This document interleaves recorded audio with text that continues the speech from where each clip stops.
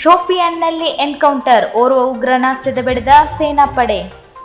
ಜಮ್ಮು ಮತ್ತು ಕಾಶ್ಮೀರದ ಶೋಪಿಯಾನ್ನ ಕತೋಹಾಲನ್ ಪ್ರದೇಶದಲ್ಲಿ ಕಳೆದ ರಾತ್ರಿ ಭದ್ರತಾ ಪಡೆಗಳು ಎನ್ಕೌಂಟರ್ ನಡೆಸಿದ್ದು, ನಿಷೇಧಿತ ಭಯೋತ್ಪಾದಕ ಸಂಘಟನೆ ದಿ ರೆಸಿಸ್ಟೆನ್ಸ್ ಫ್ರಂಟ್ನೊಂದಿಗೆ ಸಂಬಂಧ ಹೊಂದಿದ್ದ ಓರ್ವ ಉಗ್ರನನ್ನು ಹತ್ಯೆ ಮಾಡಿದೆ. ಈ ಕುರಿತು ಕಾಶ್ಮೀರ ವಲಯ ಪೊಲೀಸರು ಸಾಮಾಜಿಕ ಜಾಲತಾಣ ಎಕ್ಸ್ನಲ್ಲಿ ಪೋಸ್ಟ್ ಮಾಡಿ ಮಾಹಿತಿ ನೀಡಿದ್ದಾರೆ. ಹತ್ಯೆಯಾದ ಭಯೋತ್ಪಾದಕನಿಂದ ಶಸ್ತ್ರಾಸ್ತ್ರ ಮತ್ತು ಮದ್ದುಗುಂಡುಗಳು ಸೇರಿದಂತೆ ಇನ್ನಿತರ ಭಯೋತ್ಪಾದನೆ ನಡೆಸಲು ಸಂಚು ರೂಪಿಸಿದ್ದ ವಸ್ತುಗಳನ್ನು ವಶಪಡಿಸಿಕೊಳ್ಳಲಾಗಿದೆ. ಶೋಧ ಕಾರ್ಯಾಚರಣೆ ಮುಂದುವರೆದಿದೆ ಎಂಬ ಮಾಹಿತಿಯನ್ನು ಅಧಿಕಾರಿಗಳು ನೀಡಿದ್ದಾರೆ.